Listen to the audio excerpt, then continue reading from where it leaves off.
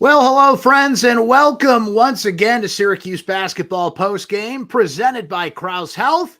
We're live here on the Syracuse Orange Basketball Facebook page, live on YouTube and on Twitter to talk about a fifth straight win for Syracuse basketball, a true tale of two halves at the JMA Wireless Dome tonight. Syracuse beats Cornell by a final score of 78-63. Syracuse improves to 8-4 on the season, and this was truly a tale of two halves at the Dome tonight. We'll go over the numbers here shortly. You guys jump in with your comments on Syracuse basketball. It's actually a pretty active Syracuse football day as well. We can maybe throw in a couple comments about that, but focus on Syracuse's win over Cornell to start. And as we mentioned, let's just look at this here. Okay, first half, Syracuse and Cornell tied at 37.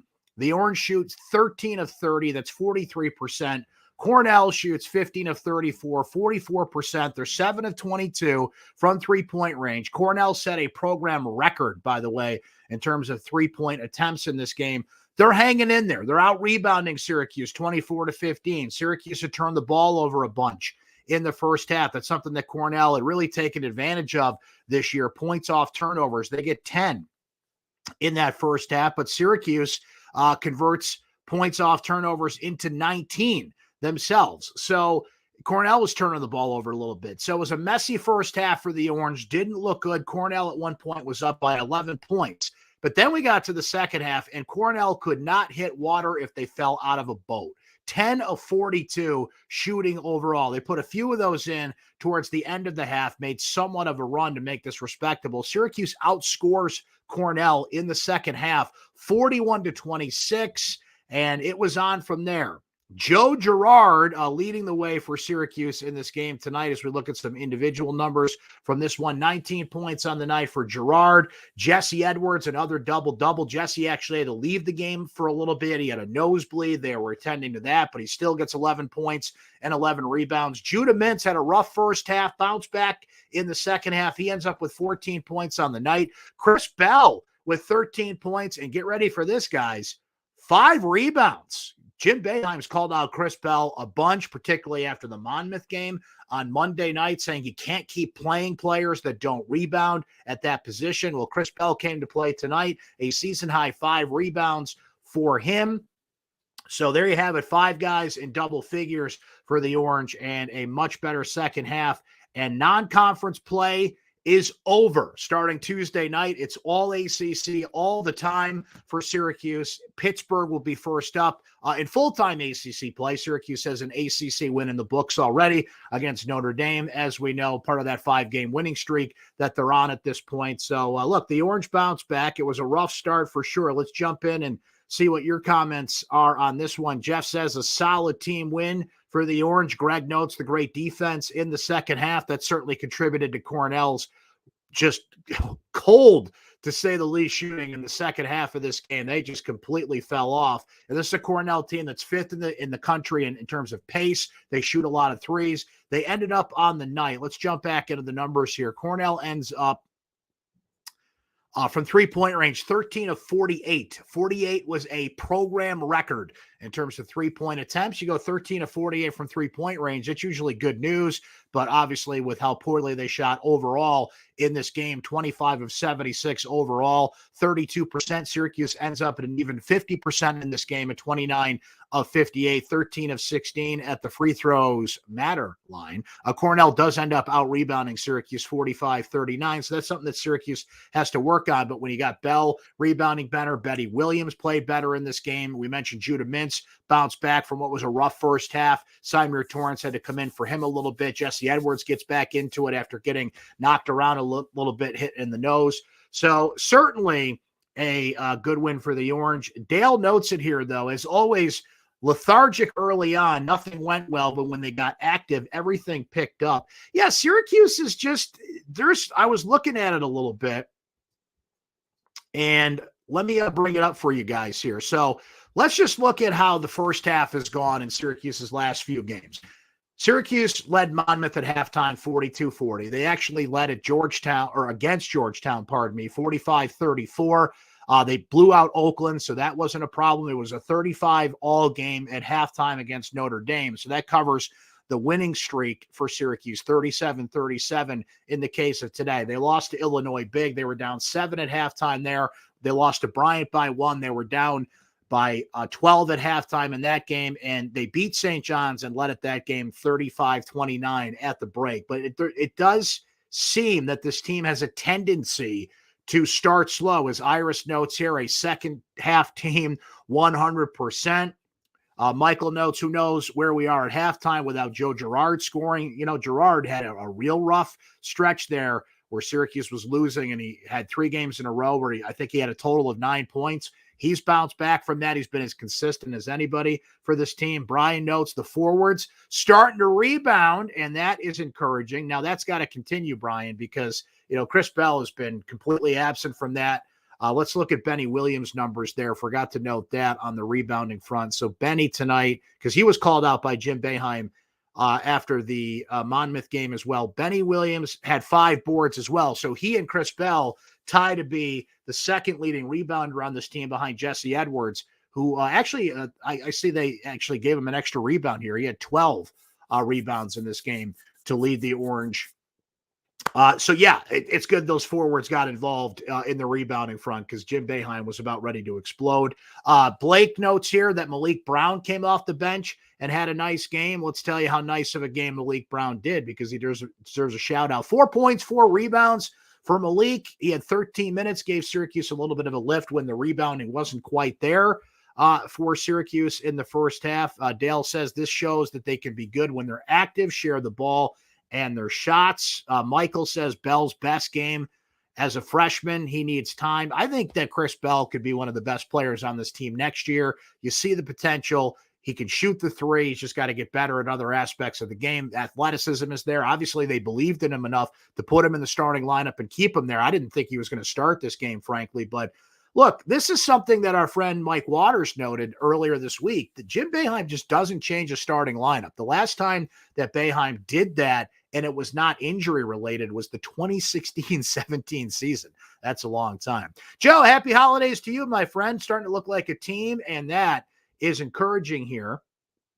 Jimmy says a game would have been a 25-point win if not for so many second chance points. Let's take a look at that number while we're on there. Good point there. Second chance points. So what we're looking at there is am I still in the first half? No, that's total for the game. So Cornell had, second chance points, 19-8 outscoring Syracuse. The Orange outscored Cornell in the paint, though, 38-29 to turn that around. Michael notes they're still struggling to close out on shooters at the top of the zone. Catherine says, nice change. Used to give it away in the second half. You'd rather be a better second half team than a first half team, but you got to start better than this team has. Tony thinks that this team is maturing right in front of our very eyes at this point. And look, I think Judah Mintz had a game tonight where he learned from his mistakes. Cornell got in his face. What Judah learned in this game is when teams pick up the pace and what you have to do about that. You don't have to play hero ball. You don't have to force it. You can stop. You can run the offense a little bit. Judah has a tendency to feel like he's got to, just kind of charge the hoop and find something there. He sat on the bench for a while, collected himself, had a great alley-oop in the second half, better shot selection, got used to what Cornell was doing. There's going to be teams that are going to do that. And look at this film once Syracuse gets into ACC play here, and we'll try and speed him up. And that's the key to throw him off of his game. So another learning experience for him. Tony thinks the defense won that game. Defense was better. I think Cornell certainly helped Syracuse with some poor shot selection. They got a little desperate. There was a stretch where Cornell missed 21 of 22 shots in the second half. So I think some of that has to be given credit to the Syracuse defense. But, man, they just went cold. I have not seen a team shoot like that and just go dead cold like that in a while. And Cornell is a really good shooting team. But, you just hit those streaks sometimes. Syracuse got out on the shooters a little bit more, interrupted some of the passing lanes in that moment. But, hot shooting is contagious, but apparently so is cold shooting. Because, man, we saw Cornell just – they could not hit anything in the second half of that game. Michelle's out in L.A. There you go. Love hearing where you guys are watching the program from tonight. Brenda saying, let's go Cuse, and many emojis there. David drops in with the emoji too. Tony says Syracuse a lot bigger, but no one over the back called on Cornell with all their second and third chances. Yeah, that was interesting. I don't think officiating was a big problem in this game, but good to note that. Lori says better at handling the chaos at the net with the rebounding issues. So look, it's another learning experience for this team, but ready or not, here comes ACC play. And is this team ready for full-time ACC play? I think Pitt, Boston College, and Louisville is certainly a manageable start for this team. They've won 5 in a row. They are playing better. They're maturing as a team. I still think they've got to find another consistent three-point shooter out there. Let's take a look at that while we're on the subject here. Syracuse 7 of 18 from three-point range. Joe Girard had a bulk of that in this game. 3 of 8 from three-point range there. He's 6 of 6 at the free throw line. Chris Bell had a couple of threes, Benny Williams with a 3, and even Symir Torrance hit a 3. So this is the kind of balanced three-point shooting you need, but just 7 of 18. I think Syracuse has to bump that up a little bit. There's going to be teams. I thought Cornell would certainly be the case today, but I feel like there's going to be a lot of teams that are going to face guard in ACC play. They're going to face guard Joe Girard, and they're going to make somebody else like Chris Bell, like Justin Taylor, get up to that number, right? I think you're going to see a lot of teams just kind of cut off the head of the snake and see if somebody else can do it. Now, Judah Mintz can put up points and can take advantage of that and can dish to Jesse Edwards. And, Jesse just is averaging at this point. In this winning streak, he's averaging 16 points and 9 rebounds. He's at pretty much a double-double per game. But I still think this team is going to need more consistent three-point shooting in ACC play. But look, they came out of that Illinois loss, and they faced a lot of games. You don't want to say they're must-win games, but they're games where he had to improve, and they're games that you had to put more wins on the board than not, and you had to take advantage of the fact that you had so many games at the JMA Wireless Dome. Syracuse will not go on the road again until they go to Louisville on January 3rd, and obviously Louisville is a train wreck this season. So that could be, about as easy an ACC win as you can get, which are never easy to get, right? But Pitt, BC, and Louisville in January, very manageable games. So it's not out of the realm of possibility to think that this team could get to 11-4 or could get to 10-5 going into ACC play. The issue is that non-conference play. Now, if they had lost this game, man, you would have had losses to Colgate, Cornell, and Bryant in non-conference play. They don't have a non-conference win of note in terms of net ranking, in terms of KenPom ranking. So they've got a lot of work to do in ACC play. It's just going to put such a priority on when you play the upper half teams in ACC play. They get Virginia on January 7th. That's their first real big opportunity to put a major win on the resume. Notre Dame looks good on the resume right now. So there's really no margin for error in ACC play for this team. They didn't collect anything in non-conference play that's going to pop. But if they keep improving here and they keep showing the willingness to learn from their mistakes and fight in the second half of these games, you got to start better, though. There's going to be some ACC teams where you get down 11, they're not going to let you out of that hole, especially if you can't shoot threes, like we mentioned. So that's my concern with this team, but they certainly have a lot of things going for them at this point. Dale brings up something that we certainly should mention here, folks, as many of you know, but in case you haven't seen, the legend Louis Orr passed away on Friday, half of the Louis and Bowie show, one of Jim Boeheim's first recruits, assistant coach at Syracuse, head coach at Seton Hall, coached at Georgetown, and one of the nicest people I have ever met in my life. And the tributes to Louis Orr out there are incredible. And so many people don't even mention basketball because he was such a great man, a deeply religious man, and just somebody who you ever just meet somebody and you're like, man, I'm lucky I got to know that guy a little bit or just got to talk to somebody like that. So we're definitely thinking about him, and thoughts and prayers out to Syracuse basketball family, fans, friends. So many people knew and loved Louis Orr, and we are certainly thinking about him a little bit. David says, will Jesse be the ACC big man? Look, if he keeps going at this rate, I don't see who else could win it. I think Baycott at North Carolina is probably his best competition there, but the numbers, he's top 5 in not only the league, but in the country in several notable categories. He has just made a remarkable turnaround. If he didn't get hurt at the end of last year, he would have had a lock on being the most improved player in the ACC. I think he gets that, but forget that. This guy's going for first team all ACC marks at this point with the consistency. Even today, gets bopped in the nose a little bit. It's got to get that treated. He had a rough first half. He only had a point and 4 rebounds. Cornell just, partially it was due to the fact that Syracuse's guards made some bad decisions in the first half. They couldn't handle the pace, had to adjust to that. So Jesse wasn't getting the chances he needed. They definitely corrected that mistake, got him the ball, got on the boards, and that's Jesse for you. I keep saying that teams are going to face guard Gerard and take him out of the mix. How are teams going to defend Jesse Edwards in ACC play is going to be, something to really keep an eye on there. And once again, I'll look at it while we're talking about it here, but, Jesse in this stretch here now in 4 games. So just looking at it here, he had just 1 foul in this game. In Syracuse's last 4 games, Jesse Edwards has a total of 6 fouls. I mean, that's a guy that was consistently in foul trouble, but, played a little less today, 27 minutes than he usually does. But the fact that he is, maybe referees are starting to give him a little more respect, but that is mostly on him, positioning, knowing what draws fouls, getting away from that, but still being an effective defender out there. Great point, great comment there, David, to bring that up. As we just catching up on your comments here. Josh says, I agree. Good teams will not break down in the second half going into ACC play.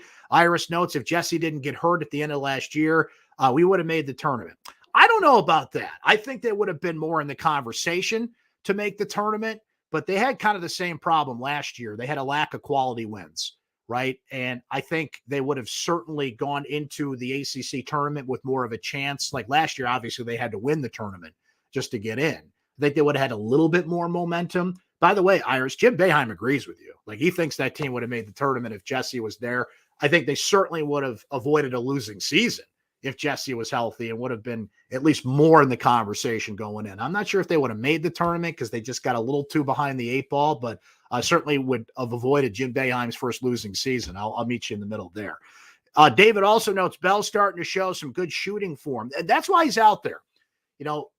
What they saw in preseason practices was this kid can score, he can shoot, he's offensively talented, he's obviously very athletic, and they needed somebody like that out there. Where he's got to learn is he's got to dig in, got to sharpen his elbows, got to rebound a little bit. They're going to need him to do that in ACC play. I think Benny Williams is getting a lot better at that, certainly showed more of a willingness to do it today. I mean, these guys want to score. They want to be on the highlight reels. They want to show and flash what they can do on the offensive end, but you got to dig in there and get some rebounds. Rebounds equal possessions that allow you to show off your offensive skills at this point, right? So we are talking hoops here, but it is noteworthy to put a couple of football things out there, friends. One, I was made official today. Rocky Long is the new defensive coordinator for Syracuse football. The godfather of the 3-3-5 will now run the mob defense. And it's interesting because Tony White, of course, was the previous defensive coordinator. He moves on. He was a protege of Rocky Long. Now, Rocky Long's 72 years old. And from everything I know about Rocky Long, he's a 72-year-old in a 42-year-old's body, right? But I love that Syracuse is sticking with the 3-3-5 defense and the philosophy there, and who better to come in and continue that than the guy who basically invented it. So that's out there today. Sean Tucker looks like he's heading for the NFL draft. He changed his, this is such a 2022 thing to say. He changed his Instagram profile to say 2023 NFL draft. And he also said he's got an announcement coming soon. So it looks like he is on the way out. I'm not sure if that means at this point as we speak, if he's playing in the Pinstripe Bowl or not.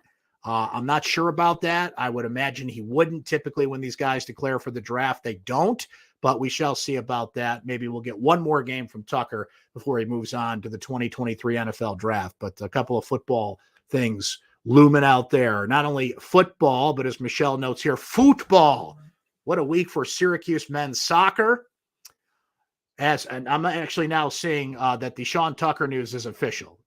It is out there. He is heading for the NFL draft. So there you have it. Antonio checking in from the Vegas airport. There you go. Caught the game. Good win. Started the game. Syracuse getting dunked on an alley-oop. They shut down the lane and overhead passes in the second half. Made good adjustments and a good win for the Orange. David saying the Cuse must like experienced coaches. Yeah, you got a 78-year-old Jim Boeheim and a 72-year-old Rocky Long as well. So, hey, experience helps in this case. Richard's in Fort Myers. I saw Richard a little colder down in Florida than usual, right? I mean, it's almost Christmas time, right? So I guess you guys should feel a little bit of a chill down there. Why did Jesse play so little in the first half? Jim Boeheim switched the lineups a little bit. He had 1 point and 4 rebounds. He actually got hit in the nose a little bit. That was in the second half. But just one of those things. Jesse just wasn't in the flow. Jim had a different lineup out there, mixed some things up, but certainly recovered and played much better in the second half of that game. 11 points and 12 rebounds on the day. Robert's checking in from St. Pete Beach. And, yep, that's out there now. Thank you guys for updating me on the breaking news as we speak. Tucker has put it out there and will not be playing in the bowl game, in the Pinstripe Bowl. So, been very active for Syracuse. The portal giveth, the portal taketh away. We've seen some interesting movement there. A couple of guys that will not be playing in the bowl game. I don't anticipate Matthew Bergeron will be either as he goes to the Senior Bowl. Mikel Jones looks like he will be in there. And that Pinstripe Bowl coming up, December 29th, early signing day coming up on Wednesday. So a lot of football stuff out there, even as Syracuse crosses the bridge and gets ready to get into full-time ACC play on the basketball front at this point. Steven says, good win. Need to start games better. They seem to come out flat way too much. Completely agree with you there. Josh says Judah Mintz is the best guard we've had in a long time. Josh, I would probably draw the line there to Tyler Ennis. Right, because Tyler Ennis, was a one-and-done player at Syracuse, made a huge impact at that position. In 2014, that was Syracuse's first year in the ACC. The half-court shot, it was a shame that team, as good as it was, goes to Buffalo and loses to Dayton in the second round of the NCAA tournament. But certainly the best there since Tyler Ennis, and you can make some other comparisons of some young guards that made an instant impact at Syracuse right off the bat. But smart player, fearless player, fun, loves to, mix it up in the paint. We saw today, can throw some alley-oops. He can certainly dunk a little bit. His outside shot getting better. His mid-range game is getting better, but his strength is around the basket. He's getting much better as a passer. And let me do a little math here. That's dangerous. Let's just say my math in high school wasn't the best. But coming into this game, Judah Mintz in this winning streak had 22 assists to 2 turnovers. So adding that in, he had 3 assists today, so that's 25 assists. And he also had 3 turnovers. So he's had 25 assists and 5 turnovers in this 5-game winning streak for Syracuse. That's an incredible stretch for a freshman point guard. There's been some good teams in there, some good defenses in there. And he just gets better game after game. The turnover rate is exactly what you need it to be from a freshman point guard. He's going to make a few every game. We mentioned he struggled with the pace in the first half, and Cornell sped things up. But he adjusted, and he got a lot better. And I just love this guy and his attitude. And he's got a little flair to his game. I love that bordering on, there's a fine line between confidence and cocky. He's right there. And I just love that he always feels like the next shot is going in, and you kind of need that at the point guard. He's also really good at recognizing defenses. Cornell didn't switch up defense as much as some other teams have, but, you're the quarterback of the offense out there. You've got to recognize that stuff. That's not always easy to do as a freshman, but he's picking up on that. And I think the sky's the limit for Judah Mintz. I don't think he's going to leave after this year. He's not quite an NBA talent yet, but certainly is developing into an NBA talent before our very eyes. Blake wants to know, how's the ACC looking this year? Looks down compared to past years. Virginia lost to Houston today. Duke looks elite. UNC down, as well as many others. You bring up some good scores and some good points there, Blake. But while we're on the subject here, I'm just going to pull up the ACC standings and just kind of see where we're at here. And wow, the Vikings won that game. Did you guys see that on the NFL front? The Vikings were down 33-0. That's the largest comeback in NFL history, knocking my Buffalo Bills away from that title, who once had the greatest comeback in NFL history. The Vikings win 39-36, once down 33-0 in that game. Sports, right? Incredible comeback there for the Minnesota Vikings. Wow. How about that? Let's see if the Bills can grab a win over Miami tonight little bit of snow fell in Western New York today. All right, so we're looking at the ACC. Miami's on top. They're 11-1, and Cornell nearly beat that team 10 days ago. Virginia Tech is 10-1. Virginia's 8-1. Duke 10-2. Clemson 8-3. Pitt, who Syracuse will face next on Tuesday night at the Dome, is 8-4. And then there's Syracuse 8-4, Carolina 7-4. And then after that, there's a little bit of a drop off. Notre Dame is 7-3 on the year. Their one ACC loss is to Syracuse. Wake Forest is looming in there at 8-4. NC State has already lost 2 ACC games. They are 9-3 overall, right? So you got Miami, Virginia Tech, Virginia, 1-loss teams. Then you got Duke at 10-2, and then you got a bunch of teams kind of in the middle there.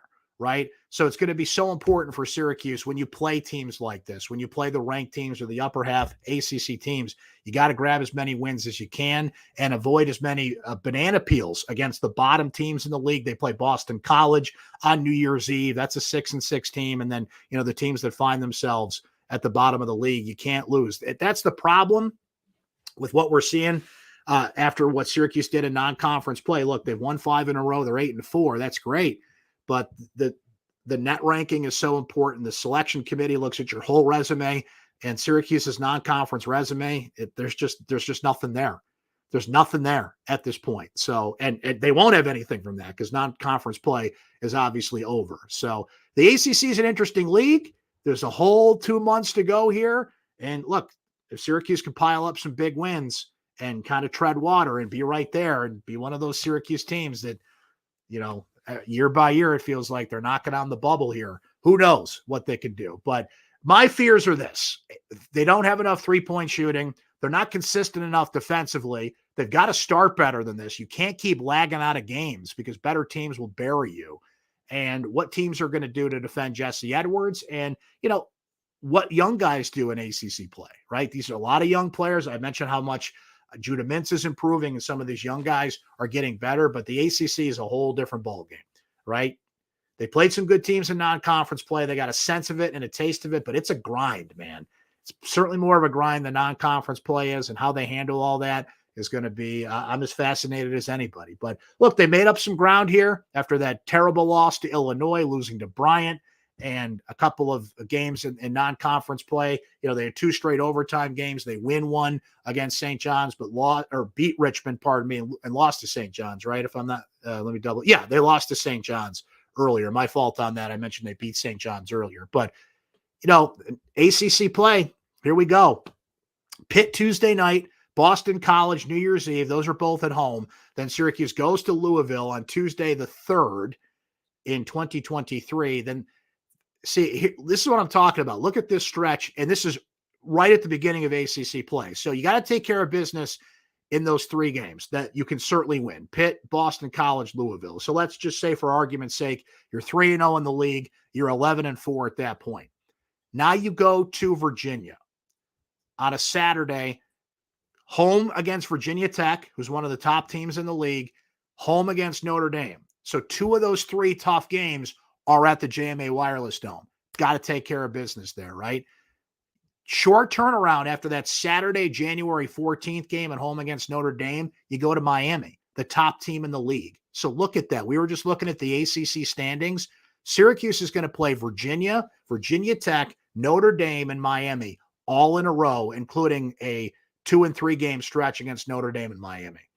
That's tough to hold your own there. Then you get Georgia Tech on the 21st, Carolina at home on the 24th.